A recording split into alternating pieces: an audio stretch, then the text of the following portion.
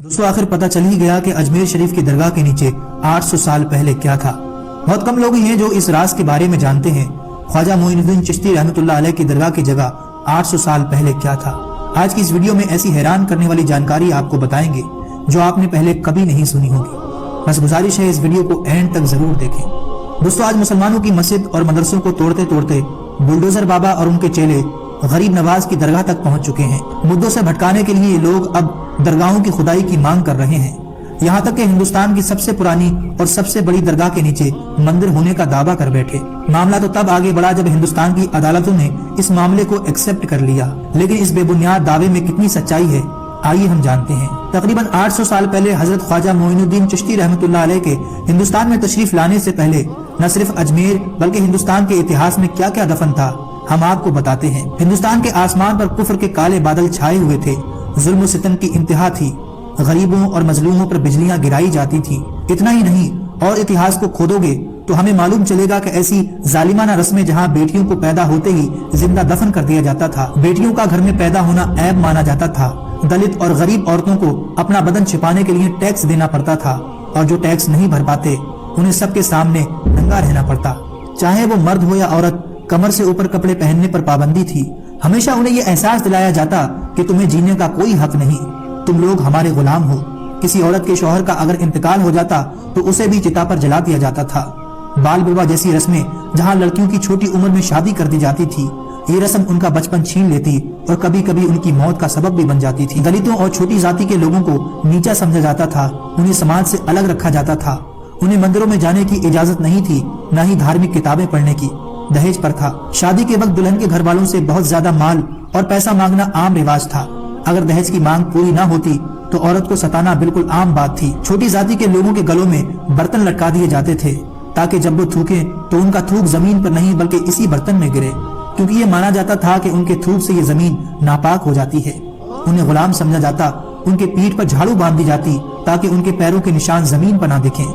दोस्तों खोदते खोदते इतिहास की गहराई में जाओगे तो हमें मालूम होगा कि ये दलित आदिवासी भारत के सबसे पहले रहने वाले मूल निवासी ही थे, जबकि आर्य समाज और ब्राह्मण मध्य एशिया से भारत में आए हुए थे। ये वही जगह है जहाँ आज तुर्क लोग रहते हैं।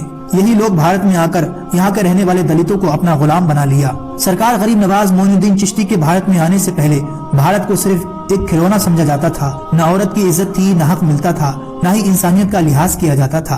औरत बस एक नौकर बनकर रहती थी। मासूम चेहरे वाली इस नन्ही सी जान को जिंदा दफन कर दिया जाता था, जिसके बाद मासूम बच्चियों की सिसकियां रंग लाईं।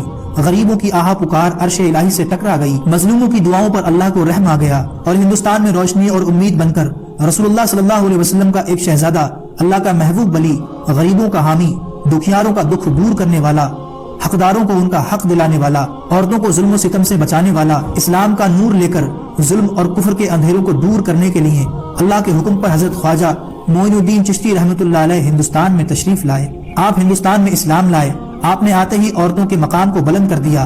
माँ हो तो पैरों के नीचे जन्नत है, मगर बेटी हो तो अल्लाह की रहमत है, बीवी हो तो बरकत और सुकून का जरिया है। इस्लाम की दावत देते हुए दर्स आपने हिंदुस्तान के लोगों को दिया। औरतों का भी जायजात में हक है, ये बात आपने लोगों को बताई। औरतों को उनका हक दिलाया, उनके हुकूक को मर्दों पर वाजिब करार दिया, महर का हक दिया, जायजात और विरासत में हिस्सा दिया। जिनको नीच समझा गया उनको इस्लाम ने बराबरी का बताया। औरत को गुलाम नहीं बल्कि घर की मलका बना दिया। बेटियां जिन्हें पहले जिंदा दफन कर दिया जाता था, उसे माँ बाप के लिए रहमत और दुआ का जरिया बना दिया। वो बेचारी औरतें जिनके शौहर मर जाते थे तब उन्हें कैद में डाल दिया जाता था, उन औरतों को आपने आजाद करार दिया। दोस्तों सरकार गरीब नवाज ने न सिर्फ औरतों को इज्जत दी बल्कि इंसानियत को एक मिसाल दी कि जालिम और मजलूम के दरमियान कैसे फर्क होता है। ये सरकारुल हिंद गरीब नवाज का सबसे बड़ा करिश्मा है कि एक जालिम सोसाइटी को इंसानियत और इंसाफ की रोशनी से रोशन कर दिया। आपने ही जात पात की रस्म को खत्म कर दिया। अब मस्जिद में बादशाह हो या गुलाम एक ही सफ में नजर आने लगे।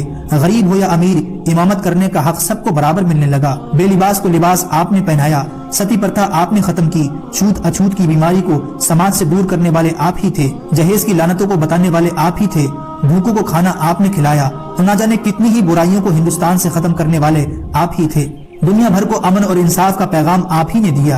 यह है हजरत सरकार गरीब नवाज रहमतुल्लाह अलैह की दरगाह का 800 साल पहले का इतिहास। 800 सालों से सल्तनतें और हुकूमतें बदलती रही हैं, लेकिन हिंदुस्तान के बच्चे बच्चे के दिल में आप ही की हुकूमत है। कुर्सियां बदलती रहेंगी, लेकिन कुर्सी पर चाहे कोई भी बैठे, राजा तो मेरा ख्वाजा है।